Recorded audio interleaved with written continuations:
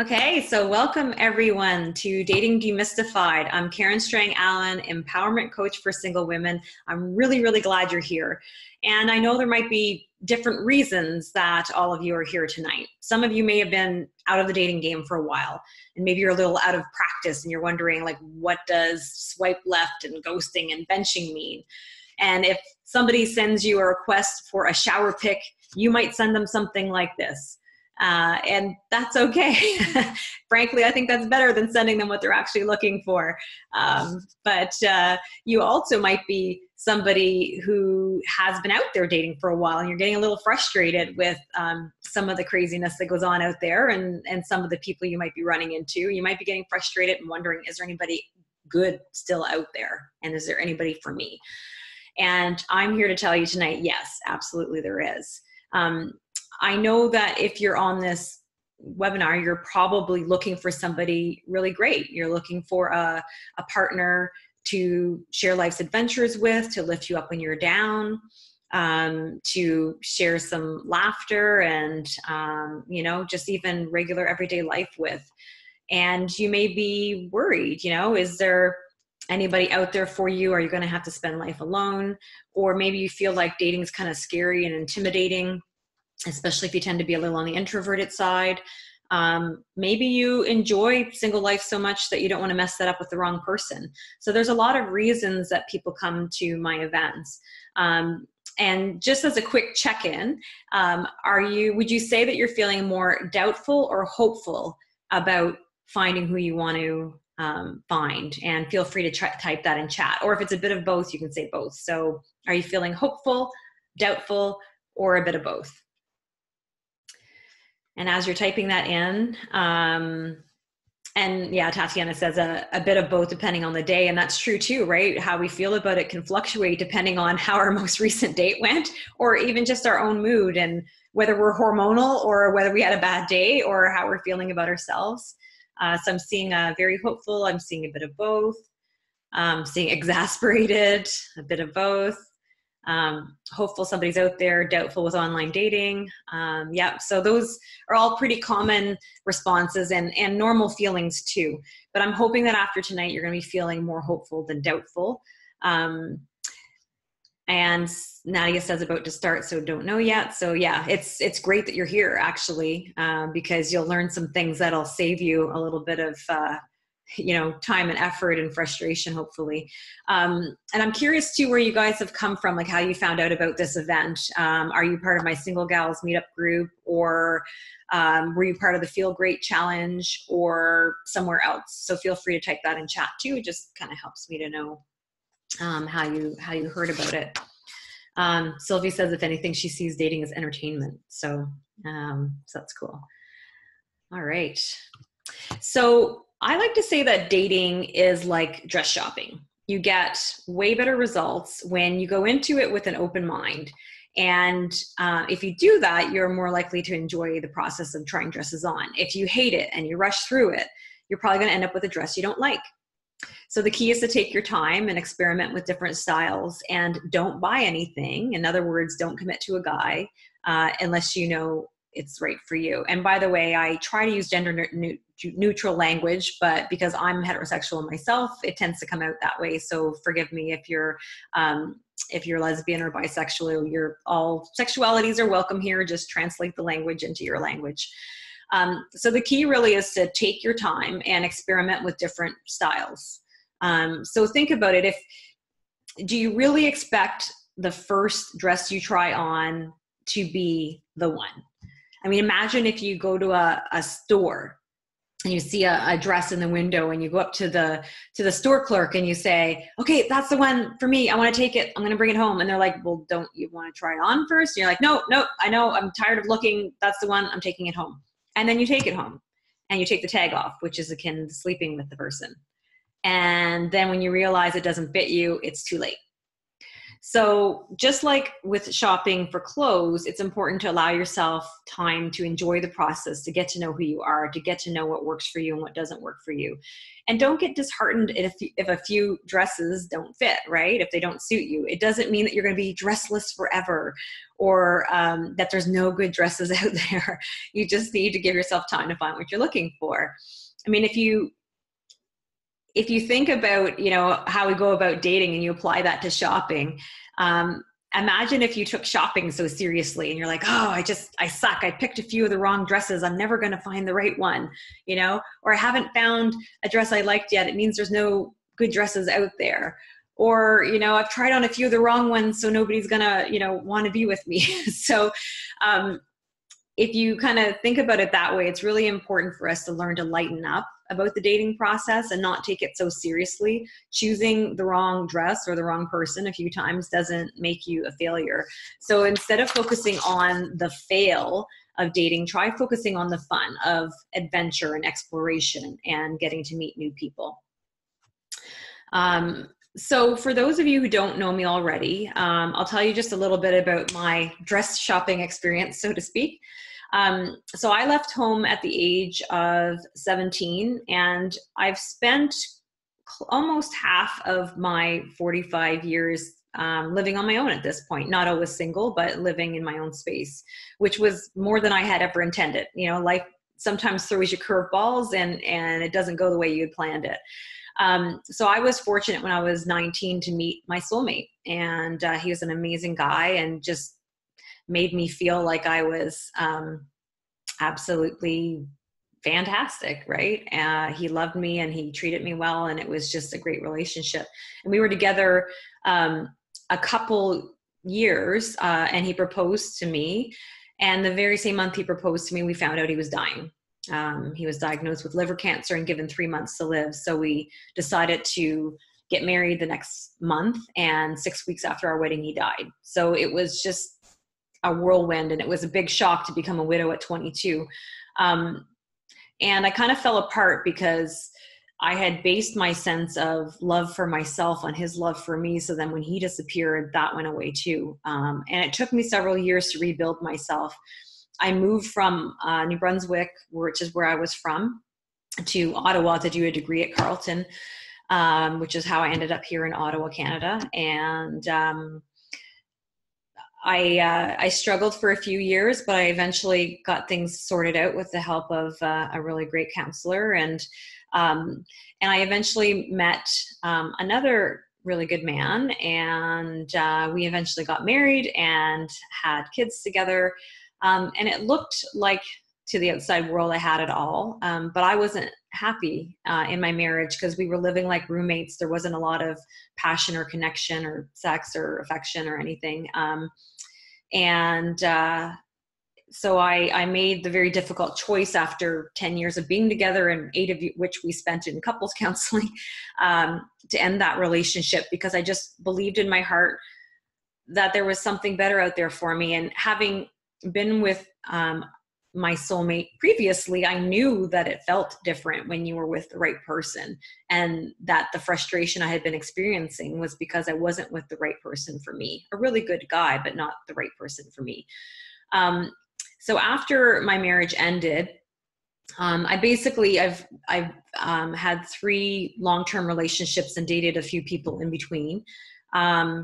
I really hated dating. So I've always said I was a relationship girl. So I have a tendency to, instead of taking my time and trying on different dresses, so to speak, the first person who would pay attention to me, I'd be like, okay. And we'd be locked into a relationship without really thinking through, I'd basically let them choose me instead of me choosing who I wanted, who was going to be right for me, and being conscious about it. So after doing that a couple times and landing in relationships that weren't very good for me, I thought, okay, this is way too difficult. This trial and error thing is not the way to go about it. So I started actually studying dating and relationships. And this was around the same time that I recertified as a coach, and did all my coaching training. So I was doing a lot of inner work and introspection and figuring out, what was I doing wrong? How was I attracting these people? And what was a better way to go about it? And I learned that it wasn't about going on more dates. It wasn't about more, like I said in the Feel Great Challenge, it's not a numbers game. It also wasn't about better flirting techniques either, by the way. It was about my point of attraction. It was the energy I was putting out there, which was based on how I felt about myself, how I felt about my life, and how I felt about men and my ability to attract the right one for me.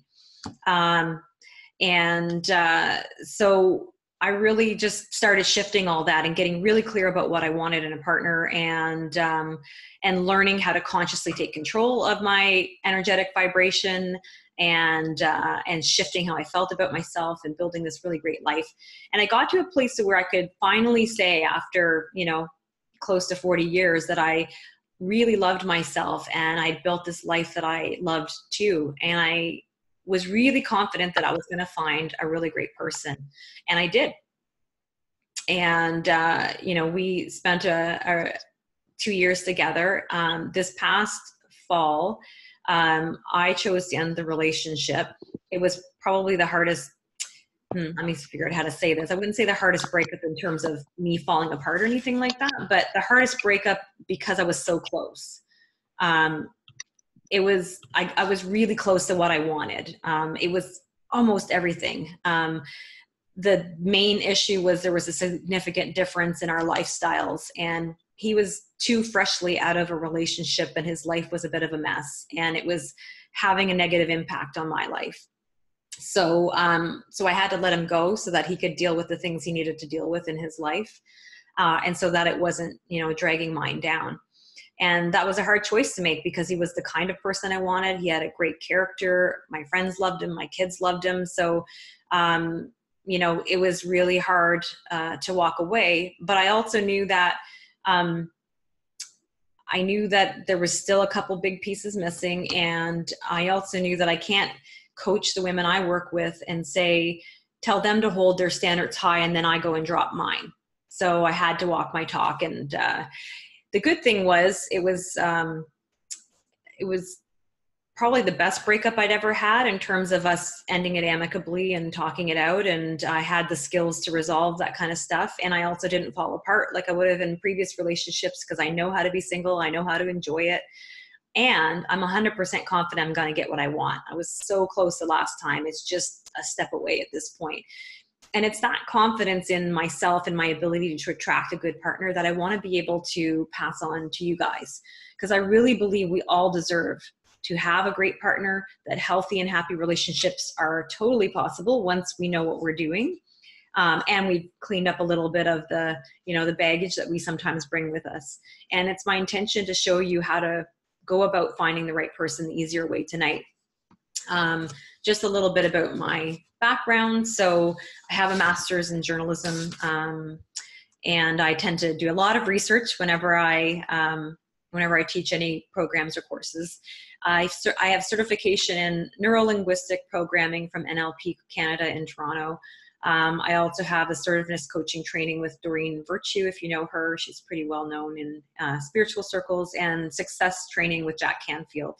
I also have training in a bunch of other modalities, and I'm the author of 2 books as well. So I've been studying this for over a decade, and I really love it. I love looking at what makes people tick and how to help people create real change in their lives when they've been struggling in a certain area. And dating and relationships is particularly an area of interest for me. So that's where I concentrate a lot of my attention. But it's interesting because what blocks us in our love life is often the same kind of stuff that blocks us in our careers and our ability to attract money too. So usually when you shift your energy in one area, it shifts your energy in others as well. All right, so let's look at why you guys are here. So I'd like to start by doing a little centering meditation. So I encourage you to close your eyes and just bring your shoulders down away from your ears. Maybe stretch your neck out a little bit. Shake out any parts that feel tense, your hands, your arms, your feet and legs. And just take a deep breath in through your nose, filling your belly as full as you can make it. And breathing out through your mouth. And again, in through your nose, filling your belly. And breathing out any negative energy, tension, worry, fear out through your mouth.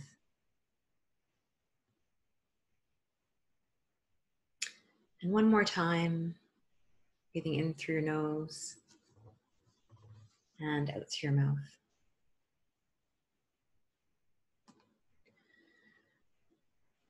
I'd like you to imagine that it's 1 year from now and you've met an amazing person. Notice how happy you feel. Notice how excited. Notice what you're doing together.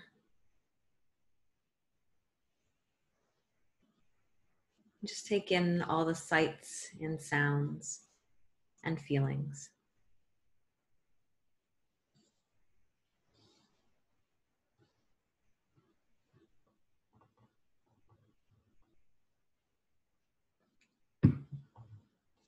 And enjoy how wonderful it feels to be with somebody special who treats you well, you can lean on for support and do fun things with. Notice how great it is to have that companionship, affection, attention, love,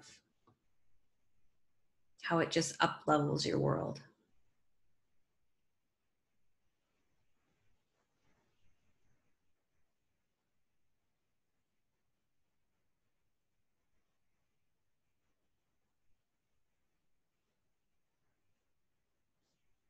And when you're ready, you can open your eyes and come back to the room.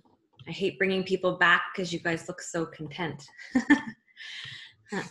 So just by way of getting to know who's here, for those of you who are on your computers, you can't really do it if you're on your phone, but for those of you who are on your computers, feel free to just introduce yourself in chat and just say, you know, where you live right now, because I know there's quite a few people from Ottawa on this call, but I know there's people from other places too. And what are you hoping to get from the workshop tonight? So where are you from and what are you hoping to get from the workshop? And while you do that, I'm going to go ahead and just talk about what we're going to be going over tonight. I just want to address one comment from, says Kath. I don't know if that's a Kathy or a Catherine, but, and she says, I'm fairly comfortable with the idea that the one does not exist. So I do want to clarify, because I'll use the expression sometimes soulmate or ideal partner. And I don't believe there's only one person out there for us. If I did, I would have given up with the husband that passed away when I was 22, because he was an amazing person and definitely a soulmate. I do believe that we get to have more than one soulmate relationship in a lifetime, and not all relationships are soulmate relationships. Sometimes they're twin flame relationships. Sometimes they're karmic relationships. I'm not going to go into the definitions of those here. I talk about that at my Soulmate Attraction Summit. But long story short, there's different kinds of relationships we have. What most people are wanting is the soulmate relationship. But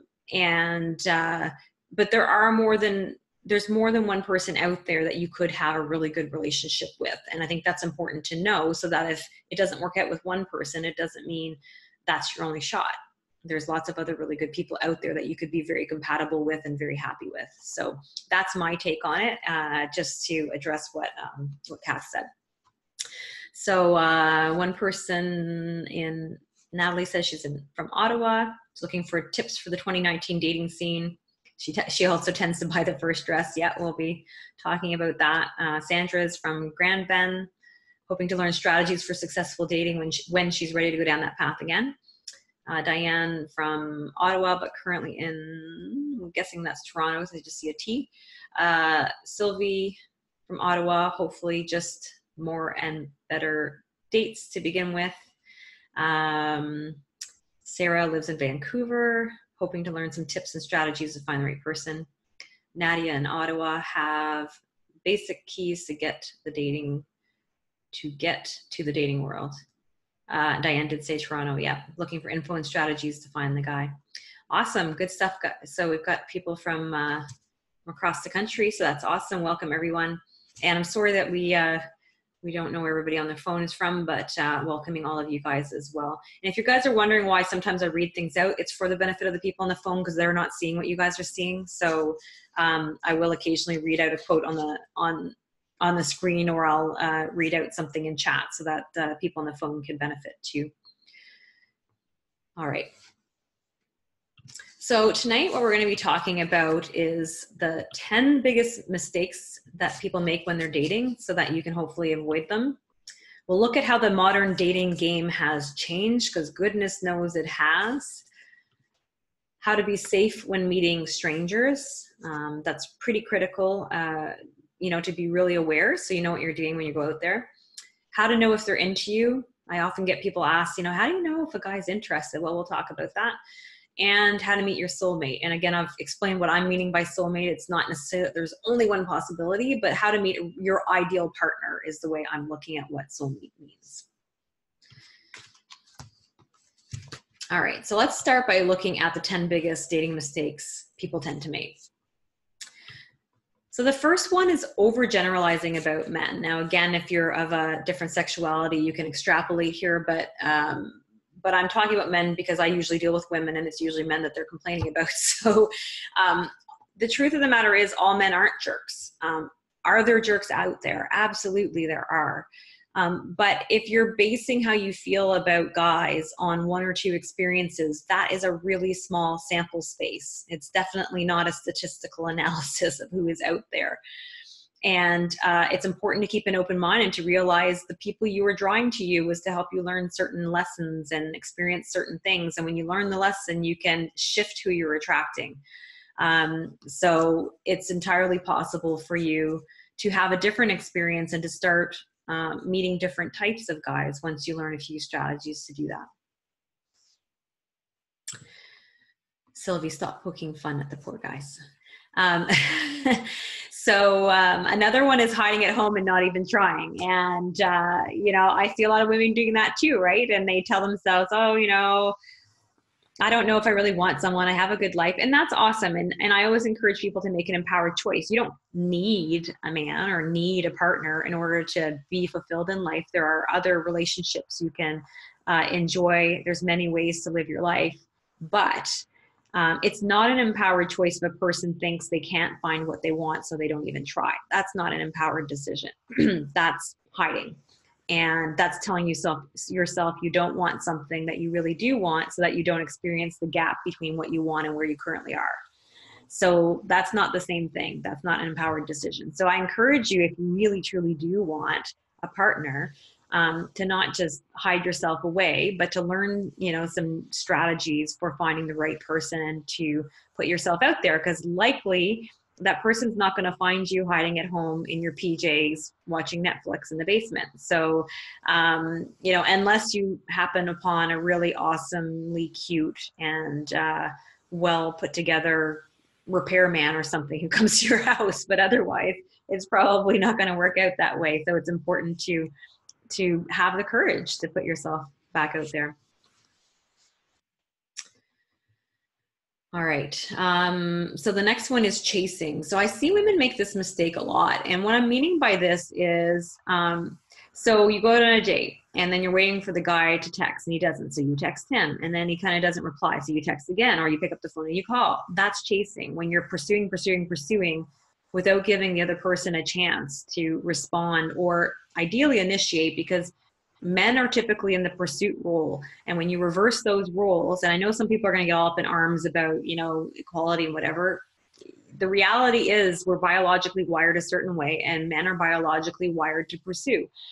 If the woman starts pursuing, it makes alarm bells go off in his head, and he starts going, something doesn't feel right here, and he backs off.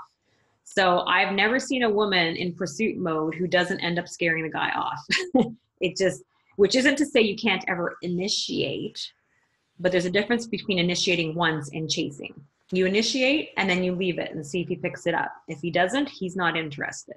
So we'll talk about the signs that he's interested in a few moments. But it's really important to not do a reversal on those. The next one is being too available. So hiding out at home isn't great, but being available every time your potential date wants you to be is not good either. because it suggests that you don't have life and that you're basing too much importance on this one person instead of all the other people in your life. And all the other people in your life aren't probably going to appreciate it if you drop plans with them in order to see this one person. And I see so many women doing this. The second they're with a guy, they drop all their friends like hot rocks. And then they expect their friends to be there when things don't work out. Well, you know, sooner or later, people get tired of that. So it's important for you to maintain your plans with your friends, with your family, and even with yourself. If you promised yourself a night to yourself, you don't need to change that just because somebody wants to go on a date. They can wait. And in fact, if you let the person know that you've got other plans, sometimes it makes them value you more.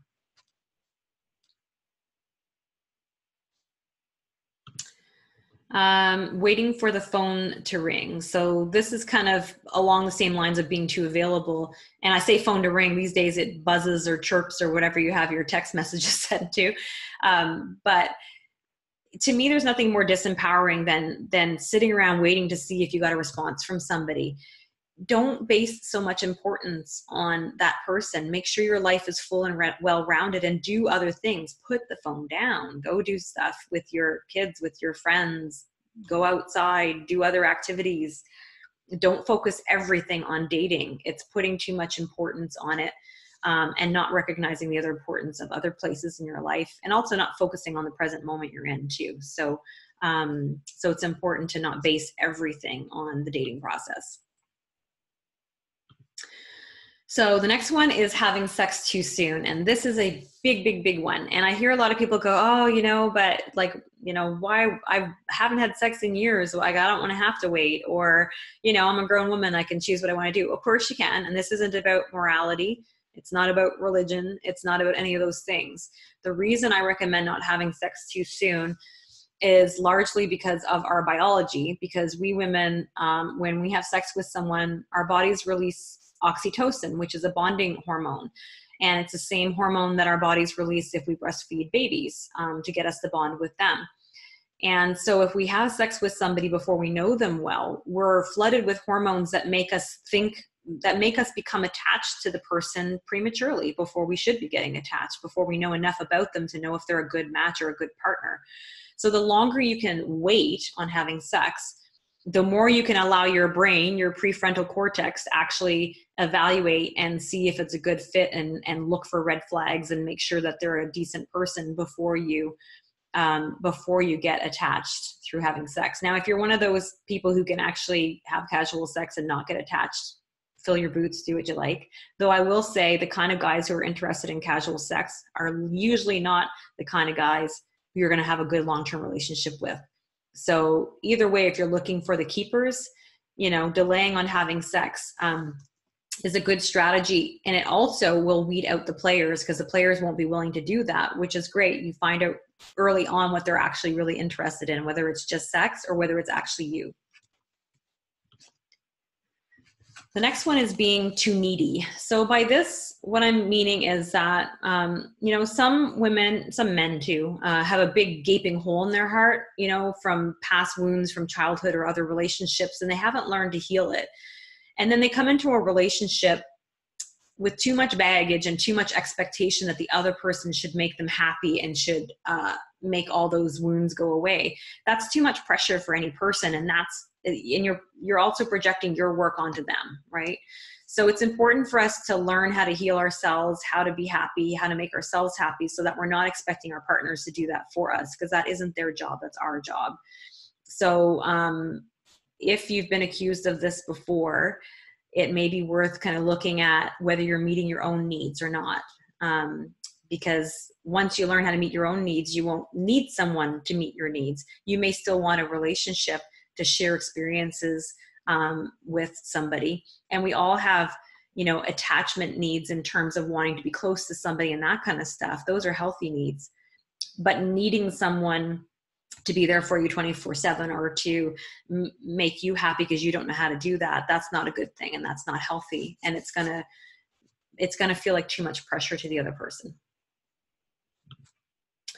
The next one is overlooking the red flags. So usually when I do the live version of this workshop, I ask people, you know, have you ever started seeing someone and noticed some red flags, but ignored them and kept seeing the person. And usually every hand in the room goes up. And I know I've done this myself.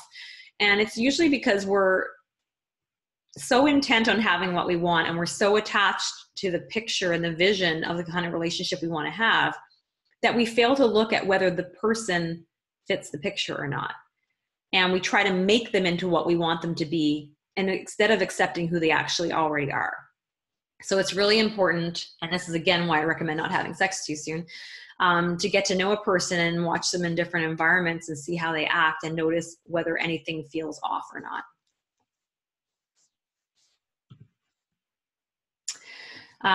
So another one is ignoring the nice guys. So this is a mistake I see a lot of women making, especially women who've been used to abusive relationships or very volatile, unhealthy relationships, where you have basically come to associate love with anxiety, love with these crazy ups and downs, which isn't what a normal, healthy relationship looks like. A normal, healthy relationship, yes, has some ups and downs, but they're not dramatic swings like this. They're usually more like this. So it's a little more even keel. And I'll see women go into those, be with a guy who's a nice guy and go, oh, it kind of feels boring, because relative to those crazy highs and lows they're used to, which they've associated with love, it feels boring. It feels too safe. And that's really a shame, because there's some really potentially great partners that you may be overlooking because it's not your usual profile. And I'll say, if you've had unhealthy relationships in the past, what you think is your usual type may not be the right type for you. So you have to be willing to look outside the box a little and consider somebody who isn't, your normal look and feel of what you think you are wanting. So try not to overlook the really good people right in front of you. And if you really like the person, but you're not feeling the initial like crazy chemistry, give it time, because chemistry can build with emotional connection when you're with the right person, as opposed to that crazy fiery chemistry at the beginning. That's often you being drawn to somebody who is your opposite, or somebody who is a pattern that you're repeating, and that fire is going to burn out. So the fire that builds slowly is usually the one that lasts. So just consider that when you're dating somebody and it's like, it's not the crazy over the top spark. Well, give it, as long as the person's a decent person and you're not repulsed by them, give it some time and see if it builds. And the last point is it's important to not commit your heart too soon. So again, in our rush to be with someone, sometimes we kind of like put it all on the table and we're like, oh yeah, you have me. It's an interesting thing. When you do that with guys, you'll often notice them back off, especially if you do that early on in the relationship, because they go, well, wait a second. If she's being this quick to pick me, how many other people has she done this with? And it makes you almost more like a commodity, as opposed to somebody really valuable who knows her own worth and is willing to wait until the person proves themselves to you. So it's kind of an interesting phenomenon in dating and relationship world, that if you actually hold back a little and you have some self-respect and you allow yourself to be sure and to make sure the person has proven themselves to you first, they're actually going to respect you more for that. And your relationship will have a stronger chance of surviving as well. So just curious, out of the mistakes I've mentioned, which ones resonate with you as being ones that you've done? And don't worry if you've done them all or done quite a few of them. But feel free to write the numbers down in chat, or if you can't remember the numbers, to write down the topics. I'll leave it on the screen for a second, and then I'll flip back to the previous screen just so you can see it.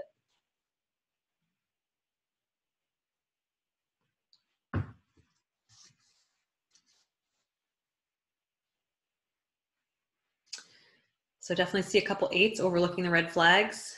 I'm just going to go back to the other screen for a second so you can see that one too. Natalie says 2, 3, 4, 6, and 9. Yikes. It's all good. So there's one, number 2, hiding at home, not trying. Number 4, being too available. Another 2 and 4, and then a 5, waiting for the phone to ring.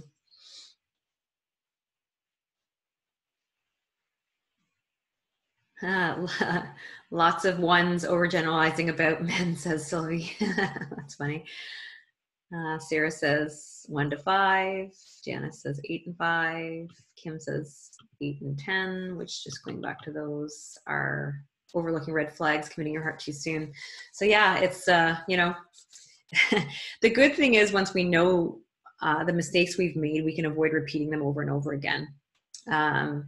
Dorita says, I'm guilty of all of them at some point or another. It varies with each relationship. And yeah, you know, that's the thing with having different relationships. We learn different things. But hopefully once we've learned the lesson and really absorbed it, we don't need to keep relearning it. All right, so let's look at another aspect of dating, which is modern dating lingo, which will kind of, you know, lead us into the conversation about dating in general. Because it's a little confusing out there in the advent of cell phones and social media and dating apps. And, you know, a lot has changed. And even if, you know, you're in an older generation, you may not use all of this terminology, but I think it's useful for you to know what it means, because in case somebody does use it with you, you want to actually know what they're saying to you. So I've got something up on screen right now for those people on the phone who can't see it. And it just says, hey, FWB, last date was Cray Bay, DTF on the W/E. And so my question is whether anybody actually knows what that means. So anybody who has a guess, feel free to type it in chat. And I'm going to start going through the terms, and you may be able to sort it out as we go. So the first dating term, and again, some of these are a little crass, and some of these are courtesy of the millennial generation, so you have them to thank. And again, you may not use any of these ever yourself, but I think it's just useful to know what they are. Sylvie says, friends with benefits, crazy hot. Sandra says, not a clue. I'll say what it is. So it's, hey, friends with benefits, last date was a crazy baby. DTF means down to fuck on the weekend. So, and it's really important to know what DTF is, because there's another acronym that's really close to it. And if you use the wrong one, you're asking for the wrong thing. So let's go through them. So AF means as fuck. So people will use that in different ways. They'll say the person was hot as fuck or dumb as fuck, or, you know, different versions of that. So again, this tends to be the younger generation that uses that, but just so you know. A back burner relationship. So this is when somebody's you're kind of sort of in a relationship with somebody, but they're not really committing. That's usually because they've got you on the back burner. They're trying to see if they can find something better, but they're keeping you around just in case. And mental note, you don't want to be in a back burner relationship. Breadcrumbing is when somebody is kind of communicating and flirting just enough with you to keep you thinking they're interested, but then they don't really do it enough to take it to the next level. So the expression comes from the story Hansel and Gretel, where they left a trail of breadcrumbs to get to the house. So it's kind of like they're leaving you a trail, but it's not enough for you to actually eat a meal, so to speak. Catfishing is definitely something you want to know about in this day and age, especially if you're going to do online dating. It's an unfortunate reality. It doesn't mean that everybody with online dating is awful, but you know, there are some things and some people to be aware of. So catfishing is basically when somebody posts a fake profile, a fake online dating profile. It looks real. They put up pictures. You know, it's a guy doing it, and usually they say that they're, you know, some awesome profession like a doctor or a police officer or a whatever, and engineer is another common one. And they make it sound like they're this awesome person. You start communicating with them back and forth, and they keep communicating with you. And sometimes they'll even go to the extent of sending you flowers, but they never meet you in real life. So you develop this online relationship, and eventually, and they tell you everything you want to hear. They tell you you're beautiful and they love you and give you all this attention. And eventually they ask you for money. And there's different ways to go about it. There's usually some sob story about, you know, their child needing surgery, or something happened and they can't cash a check, or there's a whole bunch of different versions of it. But long story short, their ultimate aim is to get money out of you. And you may think, oh, I'll never fall prey to that. But I've known a few women who have, and it's a multi-billion-dollar industry. So clearly some people do. So don't ever think that, you know, chatting back and forth is a way to get to know somebody. It isn't. You really want to meet them in real life. And if you try to meet them in real life and they're not interested, that's a giant red flag and you should walk away. So DTF, as we've already said, is down to fuck, which means if somebody texts you that, they're looking to stop by for a booty call. A very close acronym, which means something very different, is DTR, which means define the relationship. So this is a conversation you have at some point with the person to see where things are headed, right? Women tend to want to have the DTR conversation earlier than men do.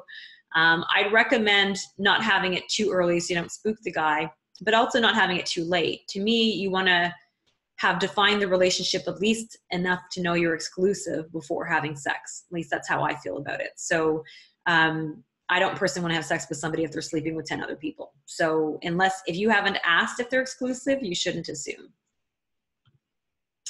FBO means making a relationship Facebook official. So that's just when you go online and you say that you're in a relationship with somebody, that you're seeing somebody. FWB is friends with benefits. I think we know what that means. So basically, you have a casual relationship with somebody where you're having sex with them, but you've decided you're not going to be in a romantic relationship. You're just friends. Ghosting is when you've been texting and communicating with somebody and suddenly they disappear. Like you send them a message and you don't hear from them. All of a sudden they become like a ghost. Women get particularly annoyed with this. It does seem like women do it too, but it does seem like guys have a habit of ghosting. I really wish there was more dating etiquette out there, and that if you've been on a date or you've been communicating quite a bit, that the person at least had the decency to say, hey, I'm not interested, so that you can kind of move on and not wonder what happened. But for a lot of guys in particular, they feel like it's easier to just say nothing because they feel like if they try to explain why, they're going to hurt your feelings. So they think that they're doing a nicer thing to just disappear. Women usually don't feel the same way about it, but just as an explanation of why.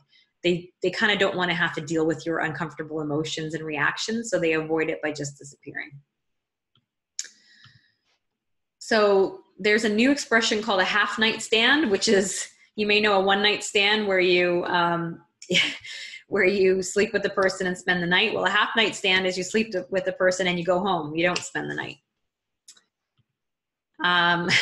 Haunting is when somebody ghosted you and then they reappear and you're like, whoa, okay, where did that person come from? So you were communicating, then suddenly they disappeared and now they're back.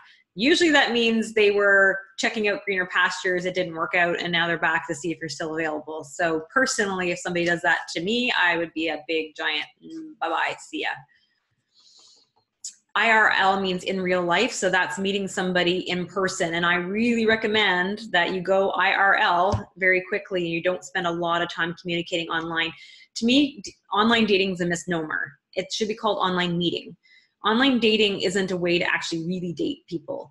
It's simply a way to meet a broader circle of people than you normally would bump into in everyday life. So it's a chance to widen your pool and see who else is out there. But to me, it's just a way of, okay, this person seems interesting, let's meet. It's purely just for that. So don't get caught up into this whole messaging forever back and forth and thinking you know somebody based on that. You can't know somebody till you meet them. You can't know if they're real. You also can't get a gut instinct for what they feel like until you meet them. And I've made the mistake of going back and forth and chatting with somebody for a couple of weeks thinking, oh my God, this is an amazing person. And then the second I met them in person, my stomach just went woof. It was like, oh man. So I thought they were great, but my gut reaction was an absolute no. And I've learned to trust that gut reaction. So it's really important to meet somebody in person so you can judge how you feel about them and also get to know what they really look like, because people don't always post real pictures online either. Kitten fishing. So this is a milder version of catfishing, which is where a person, their profile is real, but elements of their profile are falsified. So women and men both do this. Women tend to post pictures of themselves when they were younger, or to lie about their age or their weight. Guys tend to lie about their height, also their age and weight, and sometimes their income too.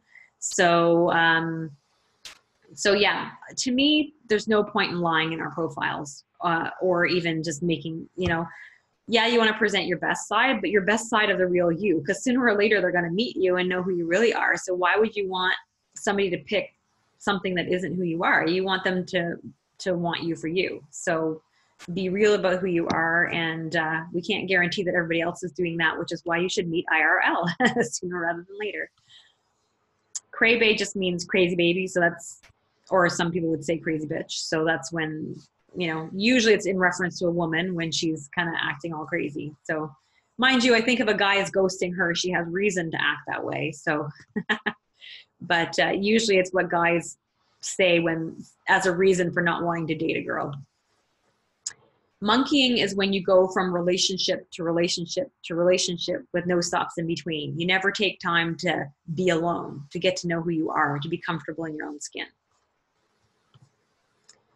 Netflix and chill. This is an important one. If I only do this workshop for this, so you know what this means.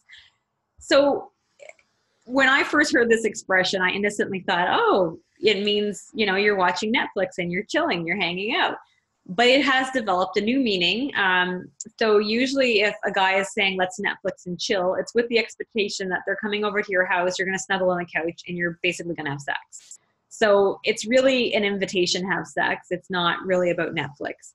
I had a girlfriend who didn't know what this meant. It posted on her Facebook page, oh, I guess I'm just going to stay home, Netflix and chill tonight. And I was like, no, take that off. It's like you're inviting all these guys over to your house. So anyways, it's why it's important to actually know what some of these things mean so you don't get yourself accidentally in trouble. Or if a guy's suggesting it, you can actually find out, are you really meaning watching Netflix, or are you looking for something else here? Serial dater is kind of like monkeying, only monkeying is from relationship to relationship, whereas serial dater is from date to date. Like they just kind of keep dating and never really commit to anyone. A several night stand. So this is another new expression, which is you, instead of just going on one night stand, you have another one night stand with the same person. So it's a several night stand, but it's still not a relationship. A sex interview. This is a new thing, apparently common with the millennial generation. So it means that you have sex with somebody as a way of interviewing them to see if they're good enough in bed for you to have a relationship with. So there you go. Don't recommend doing this as a way of testing out your employees. That would be weird. So but apparently some of the younger generation like to do this to see if they're compatible in bed. A slow fade is a different version of ghosting. So ghosting is when the person's communicating with you and then they're off the map. You don't hear from them again. Slow fade is when they just start communicating less and less and less and less.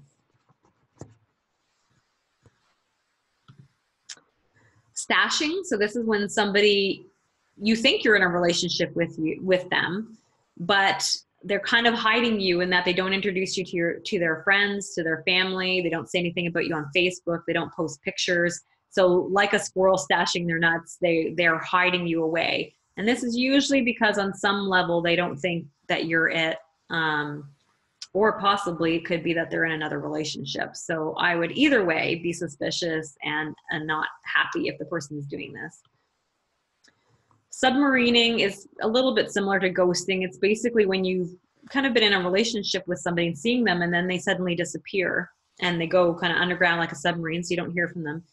And then a while later, could be months, could be even years later, they reappear and usually they act like they were never gone. They're like, oh, hey, and they just like talk to you like they hadn't just disappeared for a year or two. I had a friend who used to do this. Like you'd be chatting and they'd disappear and then 2 years later come back again. It was the strangest behavior. Again, this is usually somebody who's pursuing other things, and when that doesn't work out, they're coming back to see if you're still there. Swipe left and right. So this is in the advent of dating apps where you swipe left to say you're interested in someone and right to say you're not interested in someone. And yeah, it's usually apps where you're judging mostly based on the person's picture. A text relationship, so that's where you've not met the person IRL, you've not met them in real life, and you're just messaging or texting back and forth. Again, I don't recommend this. Like Sylvie said, within a week to 2 weeks tops, I'd recommend meeting the person in real life. And if they don't want to do that, I would just say goodbye, because their reasons for not wanting to do that are usually not going to be in your favor. Thirsty is when somebody wants a relationship so badly that they're just kind of, well, they go into chase mode. This is usually in reference to a woman. A guy could be thirsty too, I suppose, but it's when you want a relationship so badly you're willing to kind of do anything for it and sacrifice anything for it. And it's generally not looked upon as a good thing by guys. It's when they get that feeling of desperation from someone. And zombieing, so that's similar to haunting. So it's the same kind of, it means the same thing. Somebody ghosted you and then they reappear again like a zombie. So the new terminology is quite entertaining, if nothing else, but I figured that it would be worth it for you guys to know what this stuff means. Just checking quickly in the comments here. Sylvie says she'd rather get a DTF message than a dick pic. Probably we're all with you on that one, Sylvie. I've often shake my head and think, what are guys thinking with this? Well, and I know what they're thinking. They're thinking, I show you mine, you show me yours. But clearly men don't understand that that's not what we're looking to see. It's like, show me a picture of a guy with his chest bare cleaning the house or holding a kitten and you've got me. But the dick pic isn't going to do anything for most women. I know there was a message here that I saw earlier that I didn't get a chance to respond to. Kath says, I'm looking to get a bit more relaxed when I do meet people, but also to be more comfortable when people honestly don't have time and not immediately assume that they are not or no longer interested in me and take it as evidence I'm not worthy or lovable. Yeah, so that's really important. And a lot of that touches on the need for you to know you're worthy and lovable and to stand in that power. And knowing that, to be willing to wait for the person who's going to treat you properly. We're going to talk about signs that they're into you next, so I'll address this a little bit more.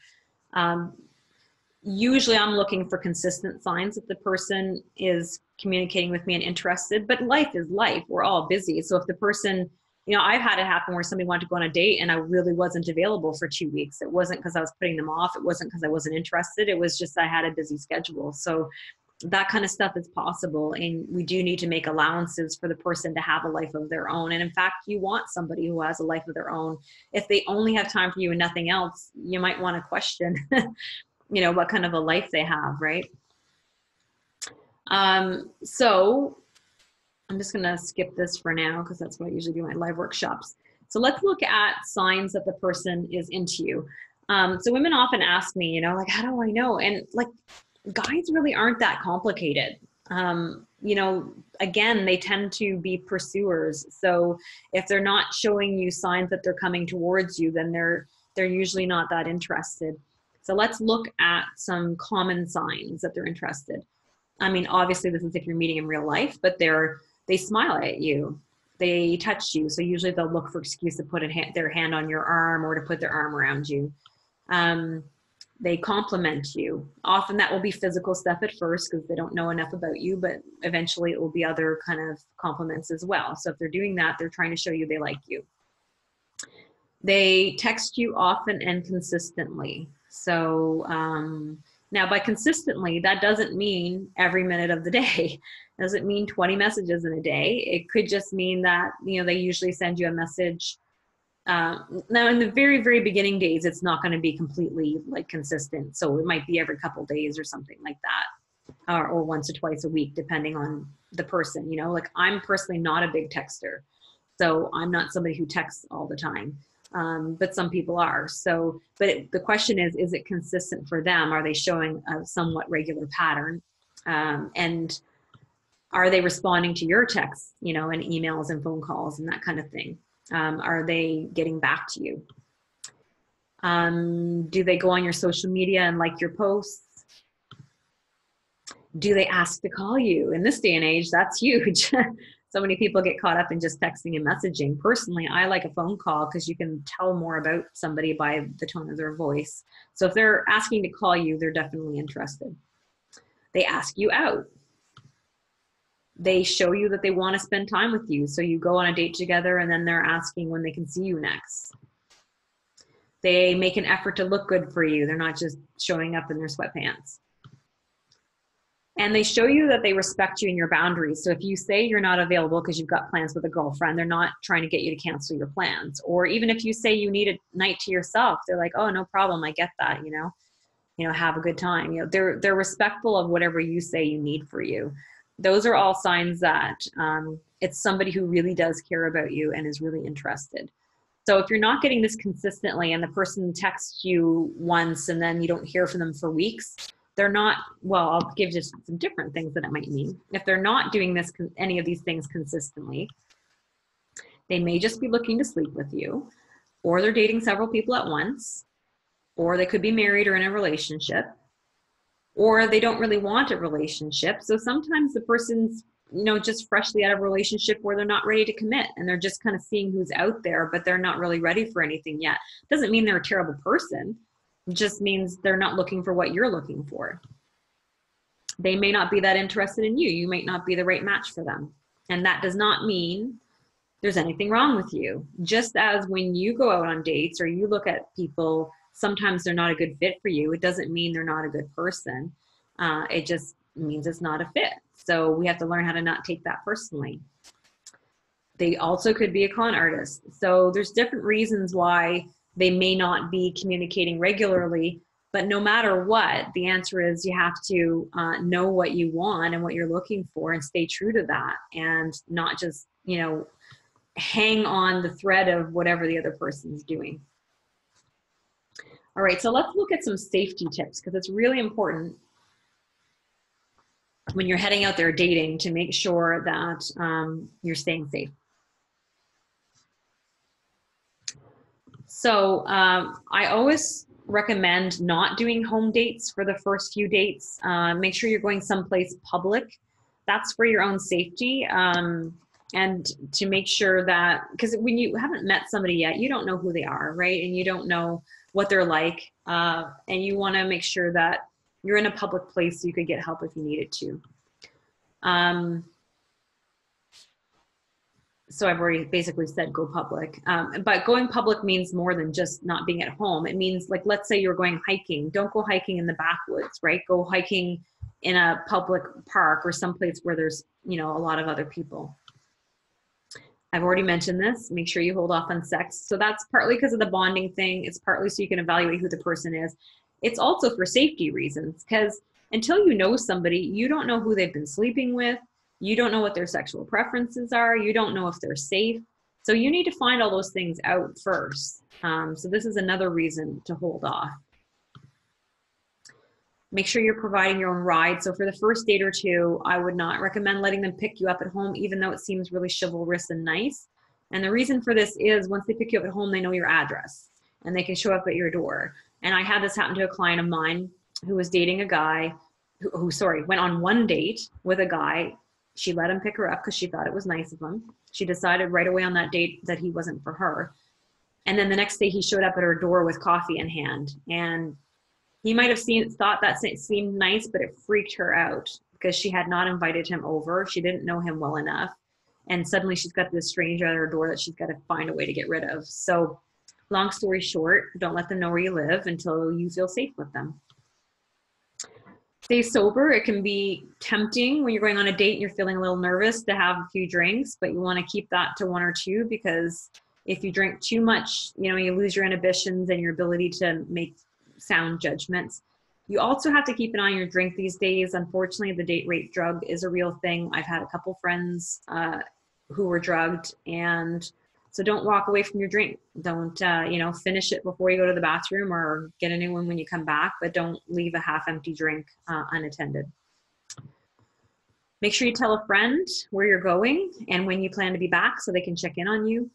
It's just always a good thing to do. It takes 2 seconds and it's a good way of having, making sure you're safe and having somebody check in. So those were for kind of when you're dating in person. Now, if you're dating online, some tips are to ask questions about who the person is. So if you see something on their profile and you're like, I'm not sure, or this doesn't seem to add up, ask them. And any person who's a genuine, authentic human being will have no problem answering you.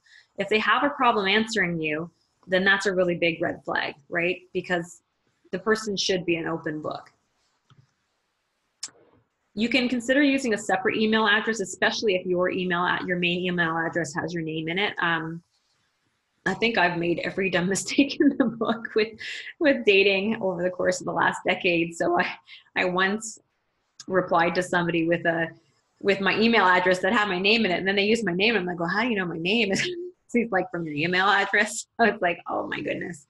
So it's easy to set up an email address on Yahoo or Hotmail or Gmail and have that just be for dating. So that's, especially if you're doing online dating, that's a good way of interacting with people without having it attached to your phone number or your website or your other things where your email address may appear.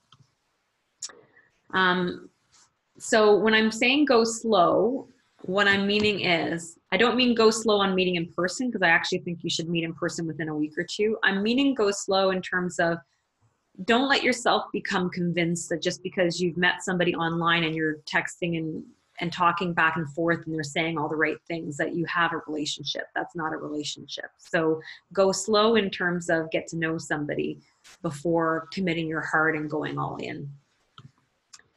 Be sure to protect your identity, your phone number, your wealth. So even with phone numbers, some people choose to give their cell phones earlier on. It's up to you how you do it. Personally, I want to have gone on a few dates first. It's easy these days with messaging apps, things like WhatsApp and that on your phone. You can communicate with somebody that way without having to give them your phone number.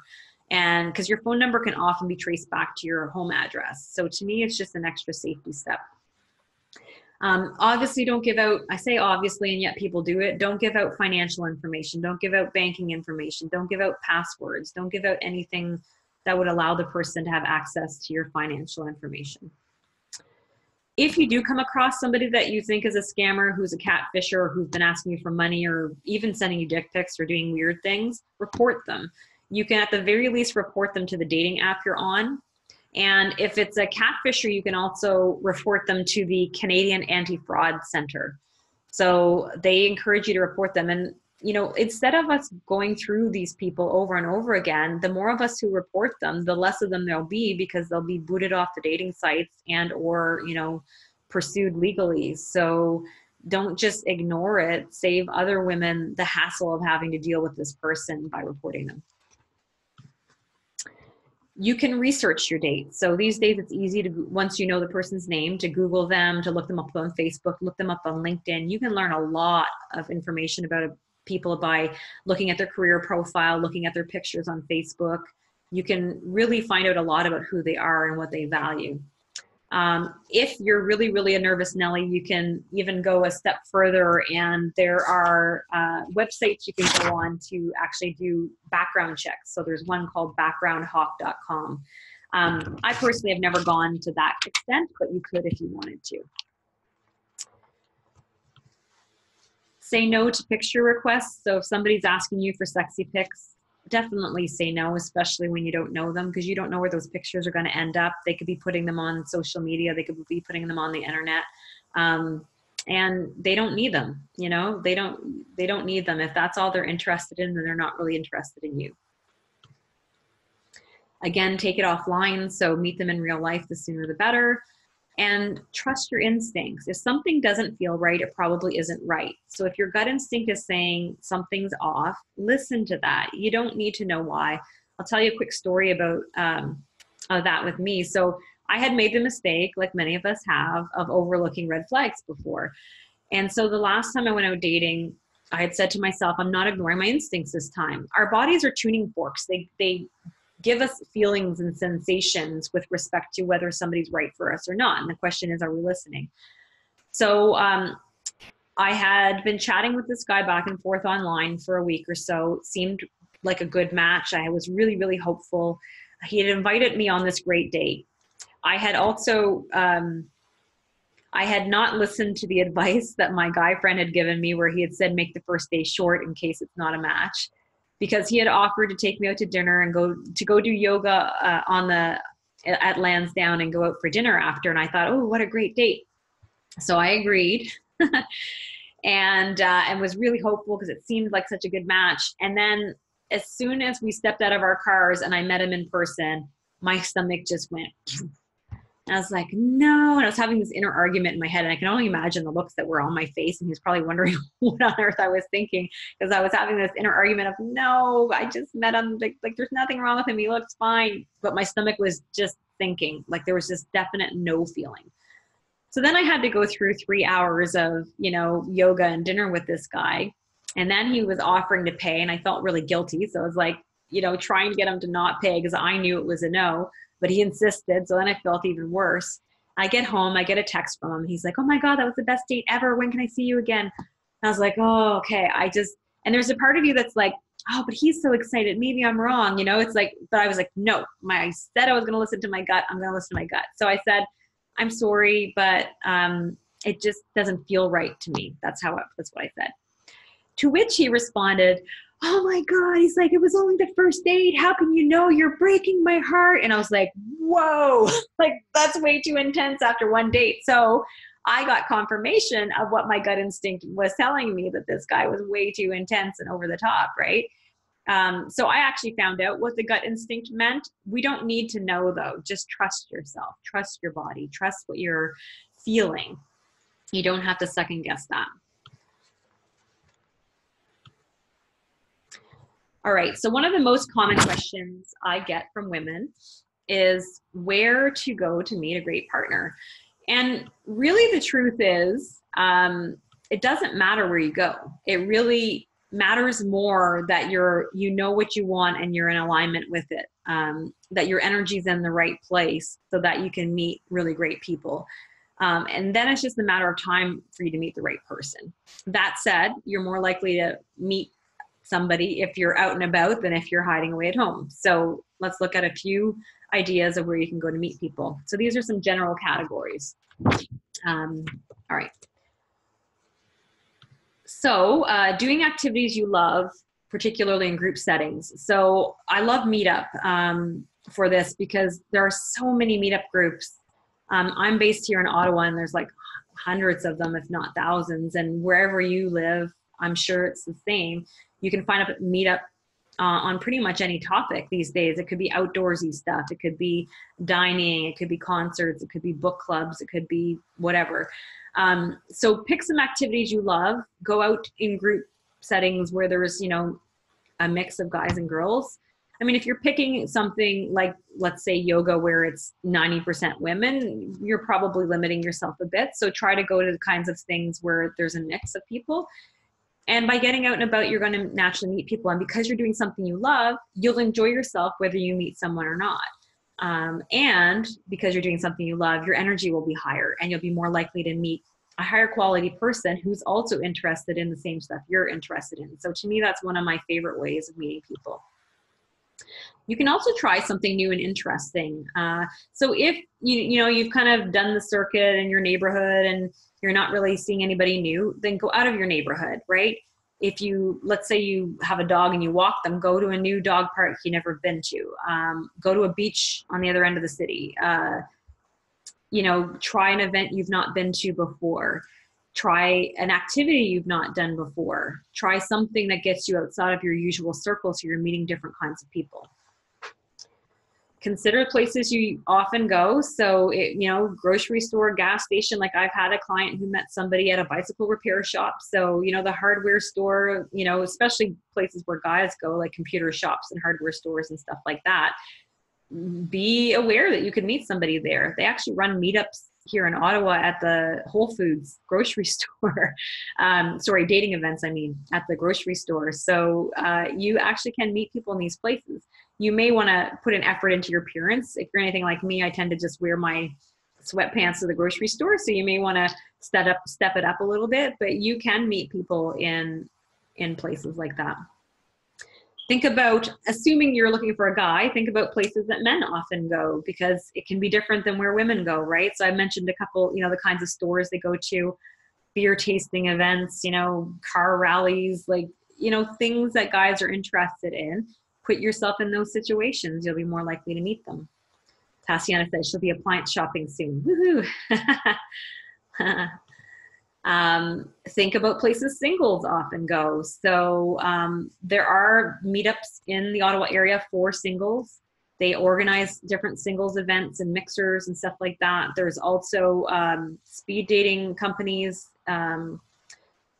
The one here in Ottawa is called Dashing Date. I don't know in other places what it's called, but yeah, so there's different places that organize there's different organizations that organize events for singles. So go to some of those.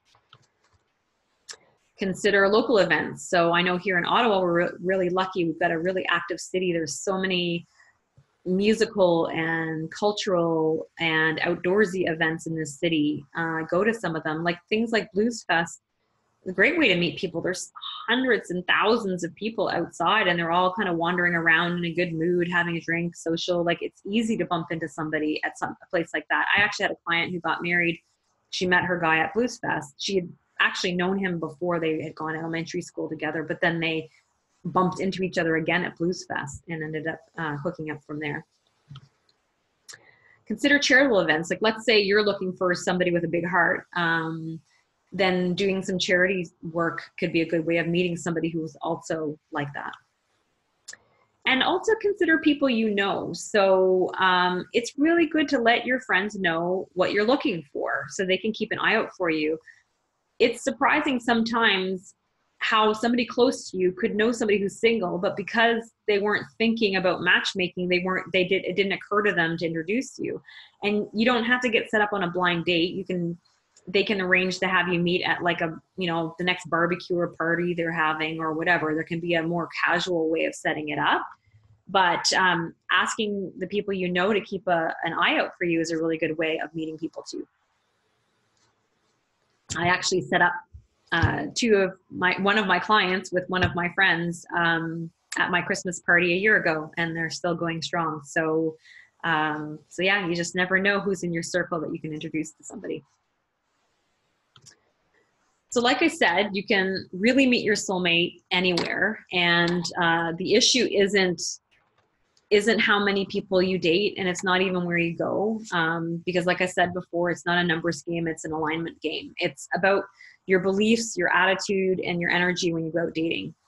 So just consider for a moment whether any of these beliefs resonate with you. Guys are jerks. There's no good ones left. Finding the right one is hard.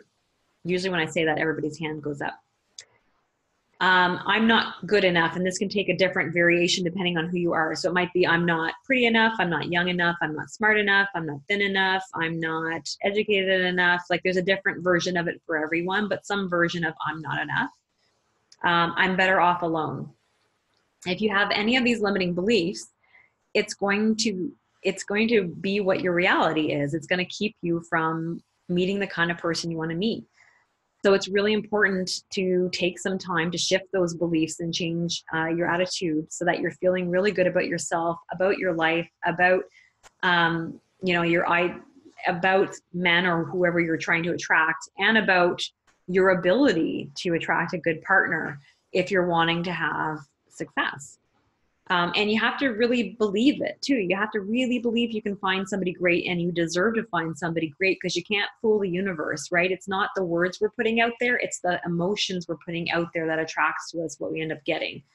So if you feel like you could use a little help with shifting your beliefs and how you're feeling about yourself and how you're feeling about your ability to attract a great partner, I have a really cool opportunity for you guys tonight. So I'm hosting a 2-day live event on May 4th and 5th called the Soulmate Attraction Summit. So it's held at the Infinity Convention Center here in Ottawa, which is near the airport. Last year's event was close to sold out, and we're already half sold out for this year. So this event is for you if you want love, but you're a little bit afraid that there's no good ones left. You're nervous about heading out there dating again. Maybe you've been hurt before and you don't want to get hurt again. Maybe you're doubting yourself, wondering whether there's something wrong with you. Maybe you think you're too old or too heavy or not smart enough or not pretty enough. Whatever it is you're telling yourself are the reasons why you're single right now. So if you go out dating with those negative beliefs in play, it's going to make it really hard to find the kind of person you're looking for. Not because they're not out there and not because you don't deserve it, but because your beliefs will be mirrored back to you in the people who show up for you. So at the Soulmate Attraction Summit, I help you overcome your doubts and transform your beliefs so they're working for you instead of against you. And the truth is, once you master the art of attraction, it's so much easier to find a great partner. And I've used this process consciously to attract the last two guys I was with. And for me, it's just a refinement process because I'm so close to getting what I want. So I know when I turn the switch on to look again, because I've been offline for a bit, just focusing on my business and my kids. But once I start dating again this spring and summer, I have no doubt that I'm going to find what I want because I know how to do this. And I want to teach you how to do it too. So you have to know what you want and you have to believe you can get it in order for it to show up for you. And you also have to learn a little bit about how to attract from a feminine place and not from a masculine place. So not from that place of chasing, but from a place of putting it out there what you want and allowing it to come to you. And I'd love to show you how to do that. I've done as much as I can for you in this workshop, but to really help you shift your beliefs, I need to do it live because we do transformational exercises so that you're not just learning concepts, but you're actually taking it and shifting your energy field with the information that you're learning. So in this 2-day live event, you'll learn the love formula, how to attract the right partner for you, how to spot and avoid the game players, why rejection is actually a good thing, how to know if they're a keeper, and the 3 keys to lasting love. And you'll also learn how to consciously attract an evolved partner, because who wants just anyone, right? We want a really good one. How to overcome your fear of rejection. So many people don't put themselves out there because they're afraid of somebody saying no to them. Well, we do a little game that helps you get past that so that you're not afraid of it anymore. How to have fun and casual dating conversations. So a lot of people say to me, like, what do I talk about? So we're actually going to give you some conversation starters and let you practice it, doing a fun little exercise. And you'll also realize that when you ask the right questions, not only does it start a conversation, but it also tells you a lot about your date too. You'll have an opportunity to look at whether you're presenting yourself as the right partner. Like, given the kind of quality of partner you want, how are you showing up and would they pick you? And hopefully by the end of the workshop, you'll be believing in love again. So there's a lot of cool stuff we do at this, including you'll get to see some videos of guys I've interviewed who are talking about what they want in a partner. And it's one of the women at the last event, it was one of the favorite parts because, women don't realize sometimes that guys want a lot of the same things. And if you've ever wanted to change your perception of guys and what they're looking for, it's really great to watch the videos. You're also going to get to see some people live talking about their love stories. I actually have 2 clients who are getting married in June, which is awesome. So you're going to get to hear from some of these guys so that you really get it in your bones that real love is possible, and not just possible for them, but possible for you too, because they were in your shoes before, and these 2 ladies in particular were through really, really difficult relationships and had kind of given up on love, and then they met these great guys. So that's possible for you too, and it's really great to hear their stories. So at the event, there's going to be a whole binder full of value-packed handouts. My clients tell me that they refer to these for years to come when they're going out dating to help them realize what they should be looking for. So for example, there's a handout on flags to watch for when you're dating, how to spot and avoid game players, how to spot a keeper.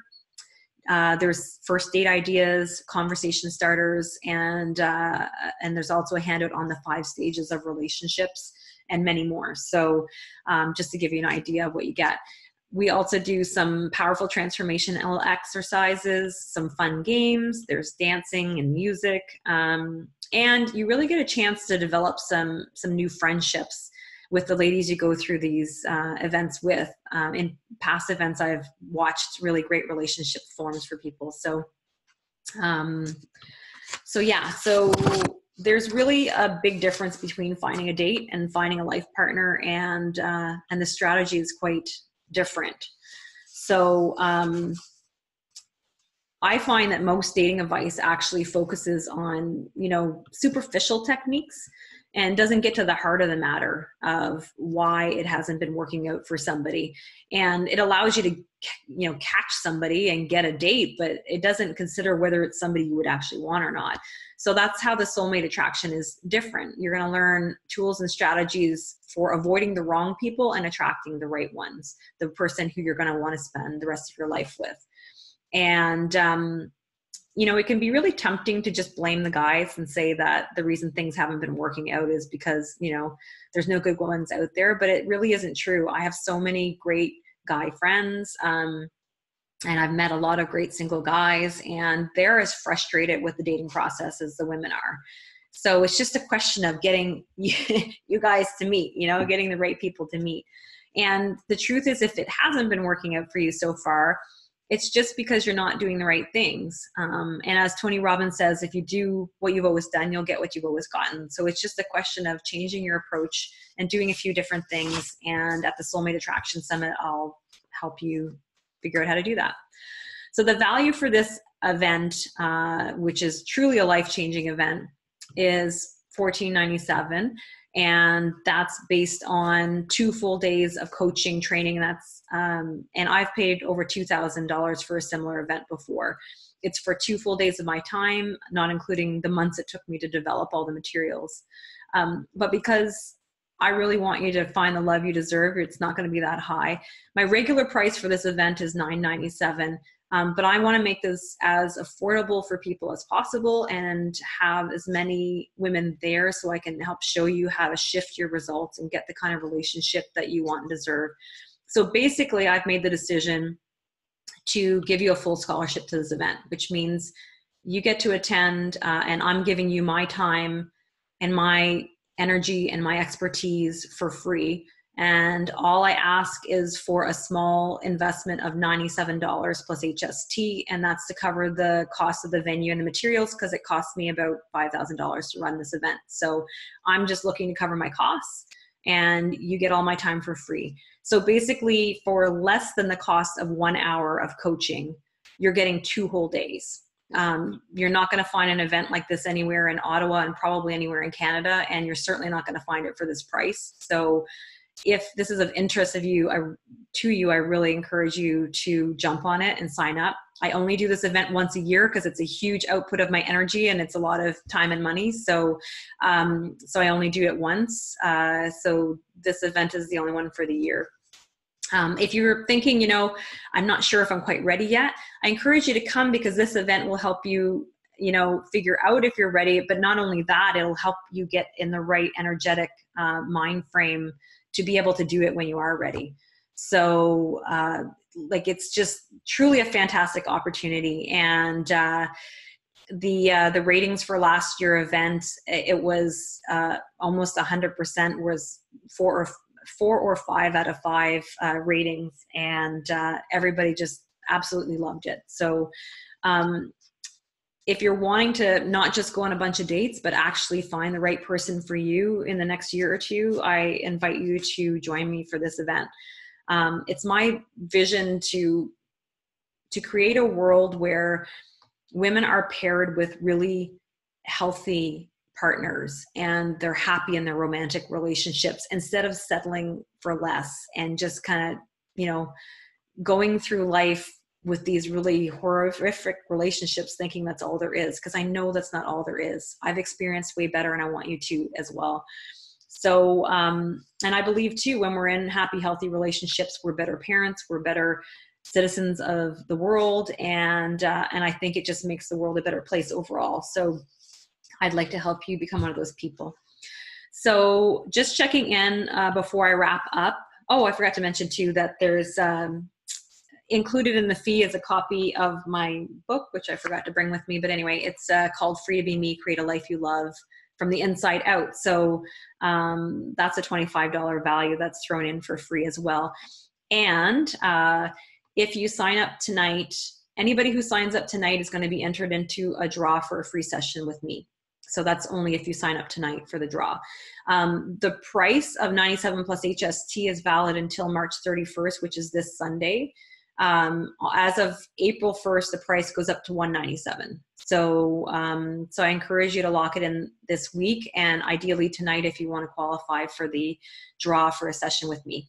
So yeah, so are there any questions either about the event or just about the topics we've covered tonight? I encourage you to type any questions in chat if you're on the computer. Oh yeah, how to sign up. Good point. Thanks, Tatiana. So I'll type, for those of you who are online, I'll put the URL in chat. For those of you on the phone, it's a really easy URL. It's soulmateattractionsummit.com. So that's soulmateattractionsummit.com. Where does avoid to date your dad fall into it? Yeah, so we talk about, I talk about relationship patterns more I've got a few events I do in the fall, and I talk about the relationship patterns more there, which is what you're talking about, and having a relationship with your mother or father. We touch on it a little bit at the Soulmate Attraction Summit, but the fall events are where I get into relationship patterns in more detail.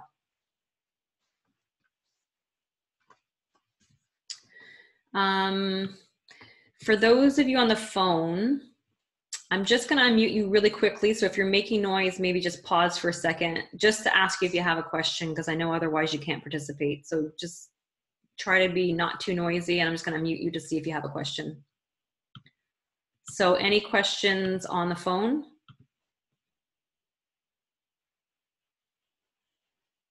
No questions or comment from people on the phone?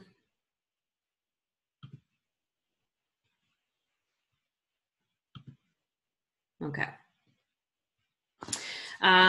So for those of you still online, do I cover the online dating sites? I don't go into that in detail because I have a program where we spend a whole day looking at online dating sites. It's like too much to cover in the event. I really like to focus on, where people's energy's at and shift that more so than focusing on it. We talk a bit about online dating, but the emphasis isn't just on online dating, because I do that as part of my my program.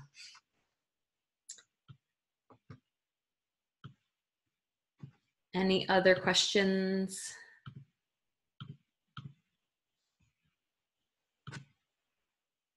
2 full days, and no, there's no food, because the only way I can give you this event for that price is to not do food. I'd have to double it easily, at least, to offer food. So what I do is I usually make a group reservation at a restaurant nearby, and most people choose to do that. You can bring your lunch if you want, or you can go grab lunch somewhere else if you want as well. We break for usually an hour and a half for lunch. All right. So just to kind of do a quick review, and then I'll let you go. It's really important, like I said, to enjoy the dating process. And I don't think there's any real mistakes in life. I think that everything that every experience we have leads us towards what we want, and shows us, even sometimes through what we don't want, what we do want instead. So it's really important to look at what each date and each relationship is teaching you, so that you can, take the lesson and throw out the rest, and change your expectations about dating as well. Like, don't expect the first dress to fit, right? Or the first date you go on to be the one. Go out with an attitude of curiosity and wanting to learn more about yourself and to learn more about the people who are out there, and allow yourself to just experiment and not be so serious about it. And don't pretend that it fits if it doesn't, because everybody else can see it doesn't. So don't pretend if you're with somebody and you're seeing all these red flags that they're some amazing person, because they're not, right? Allow yourself to say, this doesn't fit, this isn't for me, I'm going to keep looking. Again, try not to take either dating so seriously, or if something doesn't work out so seriously, it doesn't mean there's something wrong with you. It just means it takes a little time to find a match. try to be open and lighthearted and curious. I like to go into it and say, oh, what new thing am I going to learn about the world or about somebody today? And if I learned something interesting and new, to me, it was a fun time, especially if I'm doing something I'm interested as well. So go to places that you enjoy, do things you love to do, because that way you'll have fun regardless of whether the company is the perfect fit for you or not. And just try to have fun with it. Look for ways, to me, at the very worst, if a date really goes south, I've got a really hilarious dating story to tell later on. So I just try to enjoy myself no matter what and look at the bright side and laugh it off if it ends up being something, something strange that's happened. So don't forget, just a few ways to keep in touch with me if you're not already in touch. So I'm on Meetup with the Single Gals of Ottawa. I've just started a Facebook group called Empowered Single Women, and that's for women around the globe, so you don't have to be in Ottawa to join that. My website is KarenStrangAllen.com, and my email is KarenStrangAllen@gmail.com. So those are all ways to keep in touch. So just remember that, you can find what you want, and a lot of it comes down to what you're believing and what you're putting out there, and also having patience about it and trying to find a way to make the process fun instead of dreading it so much. So if you need a little help with that, I'm happy to do that. The Soulmate Attraction Summit would be a good way to continue shifting your energy around it.